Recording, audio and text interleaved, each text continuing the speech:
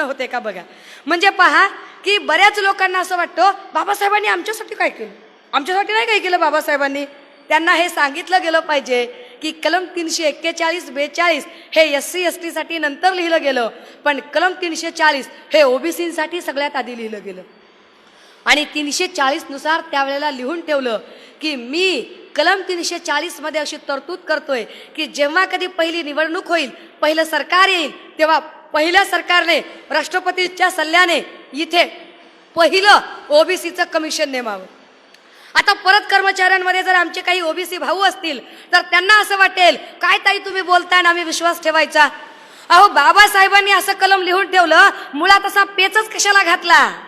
बाबासाहेब जर इतके विद्वान होते तर डायरेक्ट त्यांनीच का बरं यादी दिली नाही, असं तुम्हाला वाटणं स्वाभाविक आहे की बाबासाहेबांनी डायरेक्ट जातींची यादी तयार करायची होती, पेच कशाला घातला की आयोग नेमान, आयोगाने यादी करावी. उसका भी जवाब है. त्याचं कारण असं होतं की तत्कालीन व्यवस्थेतल्या ओबीसीच्या नेत्यांना बाबासाहेब जातींची यादी मागत होते, एकही ओबीसीचा नेता जातीची यादी देत नव्हता. कदाचित हे ऐकल्यावर पुन्हा ओबीसी कर्मचाऱ्यांच्या मनात प्रश्न निर्माण होईल की त्यांनी यादी मागायची काय गरज आहे, यादी त्यांच्याकडेच असायला काय हरकत आहे. अगदी बरोबर आहे, यादी बाबासाहेबांनी पण दिली पाहिजे. पण आता समजून घ्या, समजा मी नागपूरमध्ये आले, मला नागपूरमधलं फारसं काही माहीत नाही आणि मी रिक्षा केली आणि मी रिक्षावाल्याला असं म्हटलं की अरे दादा मला त्या इंदोराच्या तिकडच्या भागामध्ये जायचंय, इंदोरा भागामध्ये. रिक्षावाल्याला काय वाटेल, अरे रिक्षात बसलेली जी कुणी आहे ही जयभीमवाली आहे, हिला इंदोरा भागात जायचंय. त्याला एवढं कळेल की मी जयभीमवाली, मी बौद्ध आहे. पण त्याला हे कळेल का की मी आंधवं नाही का, मी लाडवं नाही का, मी तिळवं नाही का, मी सोमस आहे का, मी इनकर आहे का. चालतं ना, विदर्भात जास्तच चालतं.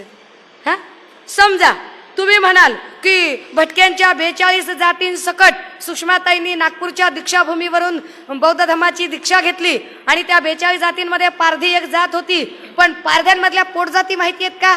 पारध्यांमध्ये फासे पारधी, गाय पारधी, राज पारधी, पाल पारधी अशा अनेक पोटजाती येतात. किती पोटजाती असतील. अगदी याच पद्धतीने समजा एखादा माणूस म्हणला, रिक्षात बसला, म्हणाला अहो मला जरा सावतामाळी नगरात नेऊन सोडा. रिक्षावाल्याला वाटेल गाडीत बसलेला माळ्याचा आहे, पण माळ्यांमधली पोटजात माहिती आहे का? हा फुलमाळी आहे का, हा पानमाळी आहे का, हा लिंगायत माळी आहे का, हा कोणता माळी आहे हे त्याला माहिती आहे का? किंवा रिक्षात एखादा कुंभार बसला, जर म्हणाला अरे मला संत गोरोबा नगरामध्ये नेऊन सोड, रिक्षावाला वाटेल बसलेलं कुंभारच आहे. अरे पण कुंभारात हा माती कुंभार आहे का, गाडी कुंभार आहे का, लोहार कुंभार आहे का, लिंगायत कुंभार आहे का? रिक्षावाल्याला काय माहिती आहे? त्याला फक्त न्यायचं काम तो करतोय. बाबासाहेब ओबीसीची यादी द्यायला तयार आहेत, पण चुकून जर कुणाची पोटजात राहिली तर काय करायचं. आणि म्हणून बाबासाहेबांना असं वाटतंय की ती पोटजातींची यादी एका प्रॉपर चॅनल कडून यावी. ओबीसीच्या तत्कालीन नेत्यांनी ती यादी दिली नाही, म्हणून कलम लिहावं लागलं की कलम 340 नुसार ओबीसीचा आयोग नेमावा.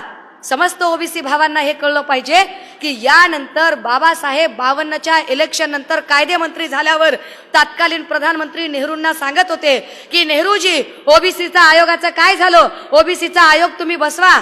आणि नेहरूंनी ऐकलं नाही. बाबासाहेबांनी ओबीसीच्या रिझर्वेशनसाठी राजीनामा दिला. तो राजीनामा कुणी वाचूही दिला नाही. एखाद्या संसद सदस्याला पार्लमेंटमध्ये राजीनामा वाचण्याचा स्वातंत्र्य असतो, तो त्याचा विशेषाधिकार असतो. बाबासाहेबांना तो विशेषाधिकारही नाकारला जातो. मग बाबासाहेब आपलं म्हणणं तत्कालीन त्यांच्या चळवळीच्या मुखपत्रात छापून आणतात. मग लोकांना त्यांची ती भूमिका कळते. आता विशेष गोष्ट लक्षात घ्या की बाबासाहेबांच्या राजीनाम्याच्या नंतर जनरेटा फार वाढत होता, म्हणून नेहरूंनी पुण्याचे खासदार चित्पावन काकासाहेब कालेलकर, खासदार कालेलकरांना बोलावलं. आयोग नेमला, कालेलकर आयोग. आयोगाच्या अध्यक्षाने 53ला आयोग नेमला, 55ला अहवाल दिला. काय सांगितलं आयोगामध्ये? 3343 जाती ओबीसी मध्ये येतात. हे कालेलकर आयोगाची आकडेवारी होती. ढोबळ मानाने इरावती कर्वे आणि GS धुर्वे हे मानववंश शास्त्रज्ञ सांगतात की या देशात 6500 प्रमुख जाती आहेत. विचार करा, 6,500 पैकी जर 3,343 जाती या ओबीसी मध्ये येत आहेत असं सांगितलं जातंय, याचा अर्थ निम्म्याच्या जवळपास जाती आधीच एवढ्या एससीतल्या जाती बाबासाहेबांच्या प्रभावाखाली होत्या.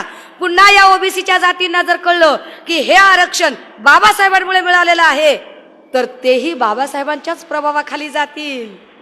मग आपल्या हातात काय राहील? नेहरूंना भीती होती.